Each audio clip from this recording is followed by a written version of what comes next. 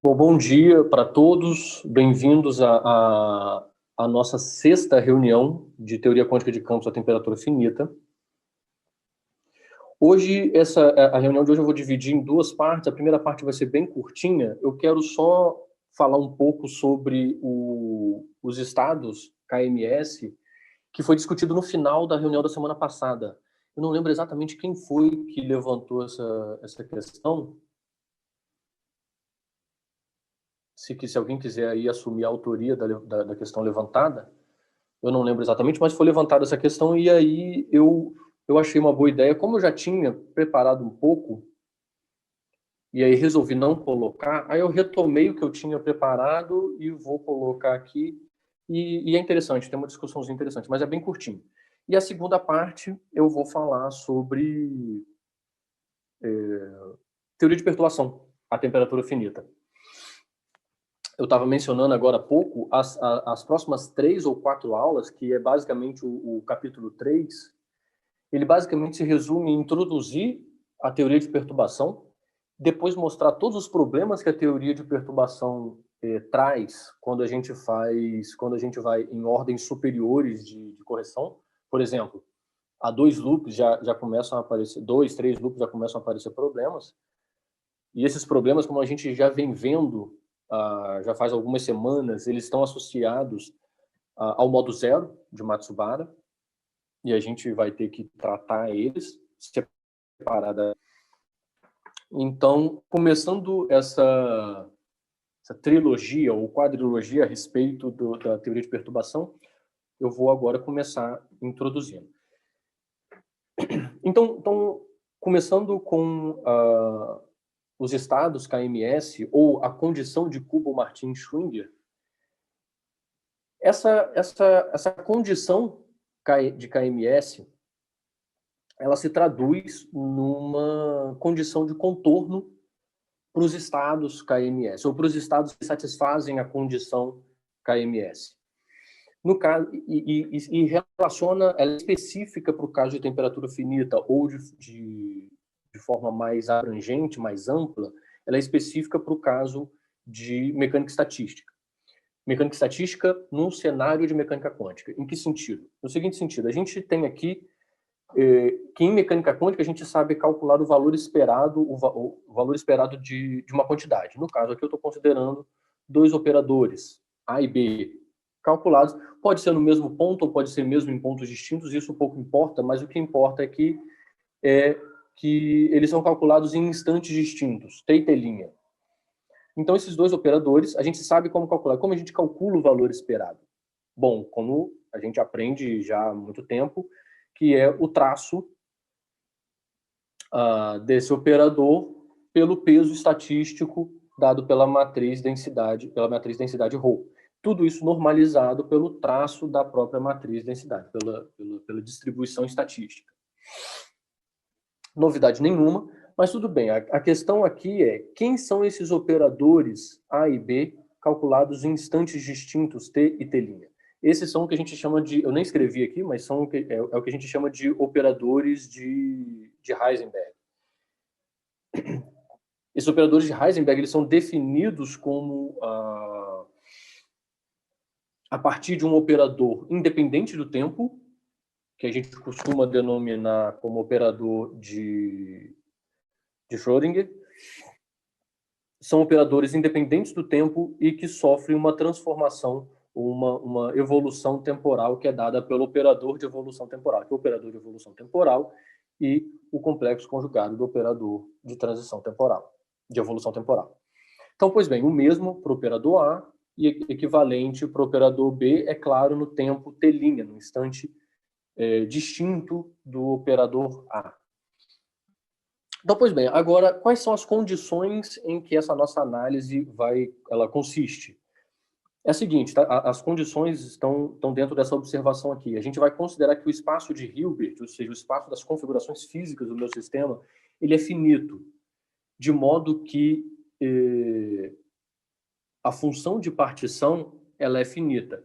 Do contrário, caso não fosse finito o meu espaço de Hilbert, o que é o caso usual de teoria quântica de campos, existe sempre a possibilidade da função de partição possuir divergências não tratáveis. A gente não pode normalizar. É claro que a gente já sabe que existem que a função de partição, em geral, ela, em teoria quântica de campos, ela é divergente. A gente sabe que tem aquele fator numérico global na função de partição, só que ele é tratável no seguinte, que eu consigo regularizar essa divergência do fator numérico. A gente faz aquela partição, a gente particiona o tempo em N partições e depois a gente joga para o infinito. Isso é uma forma de regularizar a função de partição. Então, o que acontece? A gente faz essa condição do espaço de Hilbert finito de forma a ter uma função de partição, garantir uma função de partição normalizada.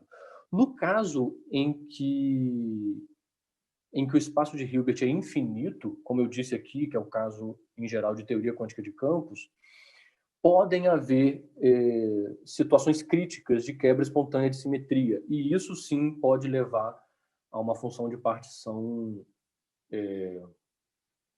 não normalizável. Isso também não é exatamente um problema, porque a gente trata esses problemas, mas esses casos críticos, a gente trata de forma perturbativa, que é o que a gente vai introduzir hoje, começar hoje. E aí a gente discute a função de partição ordem a ordem em correção na expansão de Taylor. Então, a gente contorna esse problema desses casos críticos, que é a maioria dos casos, fazendo teoria de perturbação.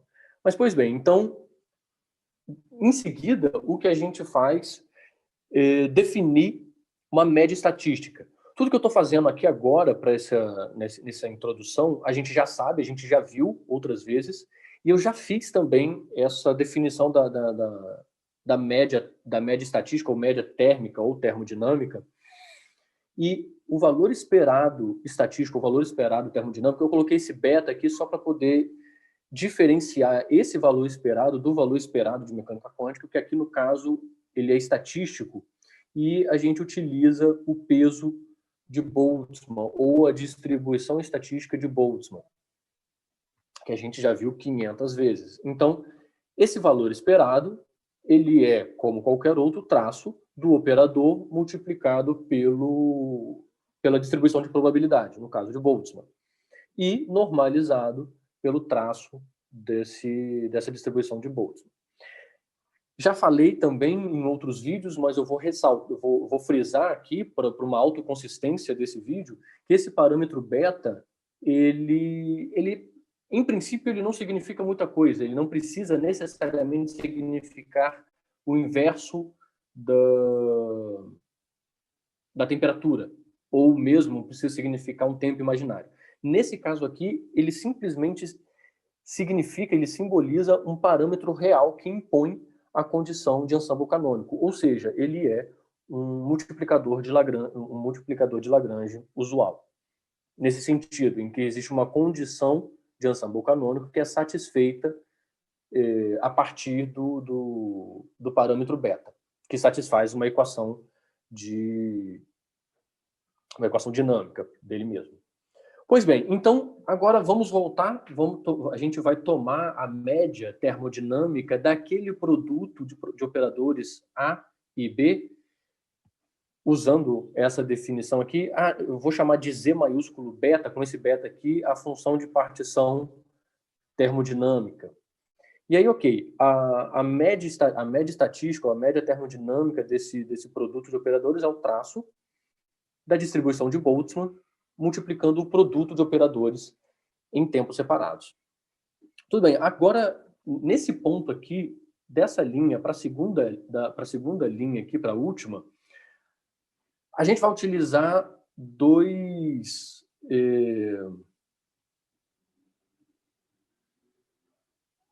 a gente vai utilizar uma propriedade do traço cíclica, propriedade cíclica do traço, de que o traço não muda quando a gente faz rotações cíclicas dos objetos que estão que estão ali multiplicando dentro do traço. E, além disso, eu posso ainda introduzir esse... É claro, após tomar o traço, eu posso fazer isso daqui, é claro. Nessa anotação aqui também, para ser rigorosa, eu só posso introduzir a distribuição de Boltzmann, uma exponencial de menos beta hamiltoniano, exponencial de beta hamiltoniano, ou seja, a identidade. Isso eu só posso fazer após tomar o traço. Mas tudo bem, após tomar o traço, eu posso escrever essa última linha. E aí eu comparo, como a gente já fez isso em reuniões anteriores, eu comparo esse tipo de produto aqui com a evolução temporal em mecânica quântica. A única diferença aqui, é claro, está que aqui eu tenho IT, imaginário T, e menos IT. E aqui, ao invés disso, eu tenho beta. Ou seja, eu posso reescrever esse conjunto de multiplicações aqui, essa multiplicação, como sendo uma evolução temporal I beta. Ou seja, no final das contas, a gente pegou o produto, a gente tem um produto de operadores, tomou o valor esperado termodinâmico, e a gente verificou que ele é igual à comutação entre os operadores A e B e o operador A calculado no instante T mais I beta. Aí é claro que aqui, mais uma vez, a gente tem a interpretação de Matsubara de que I beta é equivalente ao tempo real, ou seja, beta ele pode ser interpretado como um parâmetro temporal imaginário. E aqui a gente tem uma condição de contorno, uma condição que esse estado físico aqui ele tem que satisfazer no instante t e no instante t mais I beta. Essa é a condição de KMS, e os estados que satisfazem essa condição de KMS são chamados de estados KMS. Então, agora acho que ficou um pouco mais claro o que a gente estava tentando discutir na última reunião, que ficou no finzinho da última reunião, da semana passada, mas que ficou bem vago, simplesmente tentando lembrar. E esses são os estados KMS, são os estados que satisfazem essa condição. E aqui é bom a gente ressaltar que a gente não fez nenhuma consideração com relação aos operadores A e B. Ou seja, eles podem ser operadores que têm carga grassmanniana, eles são operadores de Grassmann, eles podem ser comutantes ou anticomutantes. E o resultado é exatamente o mesmo. Essa condição KMS, ela independe da natureza comutante dos operadores A e B. Alguma dúvida com relação a isso? Por exemplo, é claro que a gente pode imaginar que, vamos supor que A e B anticomutam. Se eles anticomutam, então necessariamente quando eu faço essa comutação, deveria aparecer aqui um sinal negativo, relativo. Só que neste caso, a gente obtém exatamente a condição de antiperiodicidade do operador A, no caso, fermiônico, ou grassmanniano, de um modo mais genérico.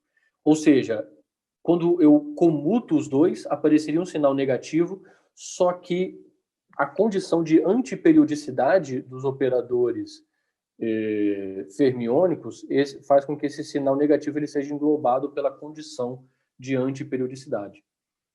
Então, essa é uma interpretação alternativa, uma forma alternativa de se enxergar a condição de antiperiodicidade. A gente considera dois estados KMS.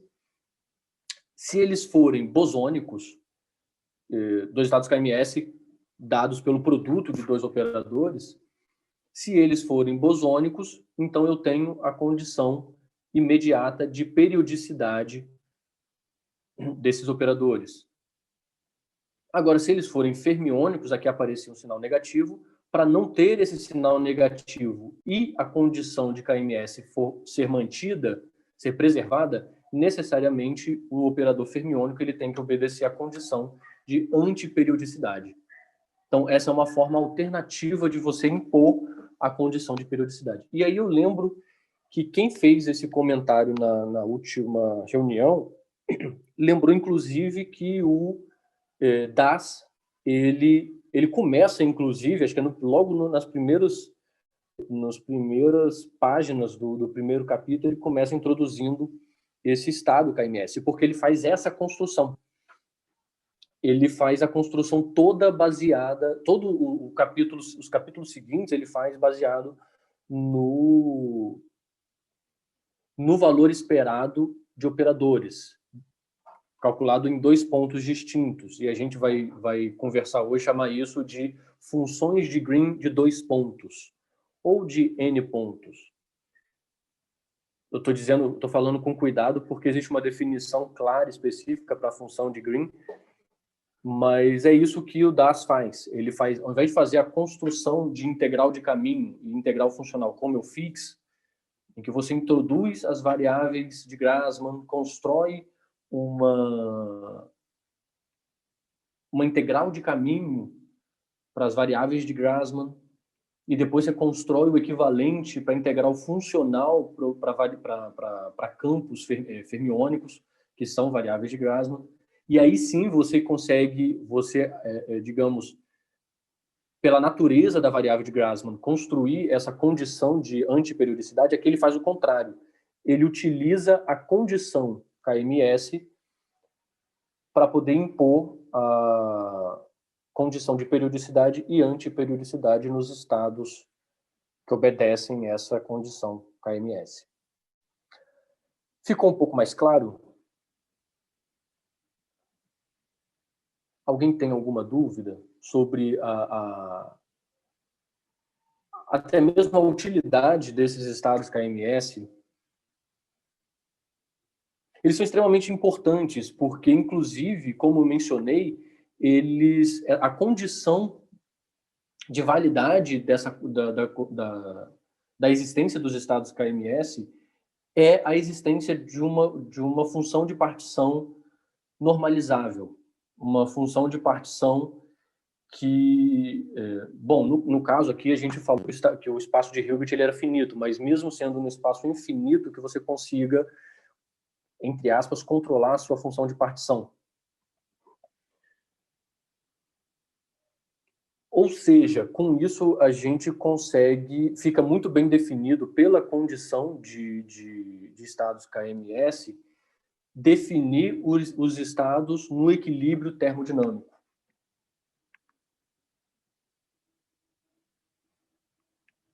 Tudo bem? Mas alguma dúvida?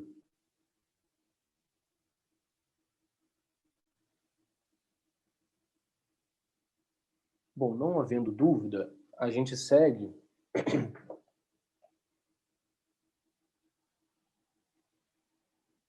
Tá, bacana. Tem um comentário aqui para ficar registrado na gravação, tem um comentário aqui no chat de alguém comentando não ter visto essa construção dos estados KMS. Pois é, não é uma construção muito usual pelo que eu vejo nos livros. O Das faz assim, não somente no livro dele, que é um livro razoavelmente antigo, mas ele também, não sei, ele gosta dessa abordagem de funções de Green, de funções de 2 pontos, e de impor essa condição KMS, e tem um trabalho, tem uma espécie de review dele no Archive que também é formulada dessa maneira. Ele parte direto para as funções de Green e ele calcula de imediato. E aí ele usa a condição de KMS para poder definir os estados em equilíbrio termodinâmico. Essa é a principal utilidade dos estados KMS e da condição KMS. Igor, você me ouve bem? Escuto. Então, na verdade eu estou um pouco confuso, porque você discute mais os operadores, né? Mas aí, depois, quando você fala da condição, você fala que é uma condição nos estados. Mas que estados são esses? Bom, Você entende o que eu quero dizer? eu acho que entendo. Mas olha só, deixa eu então tentar dizer, baseado no que eu entendi. É o seguinte, bom, de um modo geral, do jeito que está aqui, o operador A e B, a gente pode entender que esses operadores A e B, eles estão atuando no vácuo. Esse pode ser um vácuo sem interação ou com interação, não me importa, mas os operadores A e B atuando no vácuo. Essa é a interpretação de valor esperado. Então, você basicamente está criando estados A e B com a operação dos operadores A e B. No caso do DAS, ele fez um passo além, que é o seguinte, ele escreve, eu vou colocar aqui, ele escreve o seguinte, ele considera o caso em que você tem o mesmo operador, ele particulariza isso para o caso que tem o mesmo operador, A calculado em T e T', e aí, aqui a média termodinâmica, e aí a condição de KMS te dá... Aí sim você interpreta esse objeto aqui como uma função de Green mesmo, um propagador, por exemplo. E aí teria um significado físico, eu acho que mais compreensível para a tua pergunta. Que estados seriam esses? Seriam configurações do campo, por exemplo. Um propagador mesmo, sei lá, φ em x no instante t, φ x no instante t'. Entende? Um propagador propriamente dito. Eu só não estou querendo falar muito de propagador, porque eu vou introduzir o conceito de propagador hoje mesmo, e eu estou tentando mostrar que essa condição KMS ela é genérica, por assim dizer. Então, aqui só para terminar, aí ficaria o seguinte: A x t', operador AXT mais I beta. De alguma forma eu respondi sua... Tá, então eu vou tentar reformular assim. Você poderia dizer que isso, na verdade, é uma condição sobre a teoria. Se a teoria te gera estados que, para quaisquer operadores A e B, você tem essa relação sendo satisfeita, essa teoria, esses estados são KMS. Isso. Exatamente. Tá. E tem que ser com todos os estados, gerados pelos estados base da teoria. Entendeu? Ou seja, pelo espaço de Hilbert inteiro. Entendeu? Os estados do espaço de Hilbert têm que satisfazer a condição KMS. E aí, no caso de teoria de campos, isso fica um pouco mais abstrato, porque é um espaço infinito, de configurações infinitas. Mas por isso que eu comecei falando, imagine um espaço de Hilbert finito. Os estados desse espaço de Hilbert devem satisfazer a condição KMS. Entendi, obrigado. Tá ok?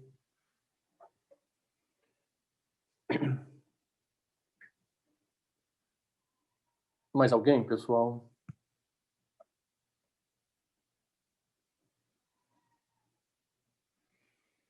Bom, então eu vou seguir. Finalizo então essa parte do estado KMS e aí vamos seguir para a teoria de perturbação.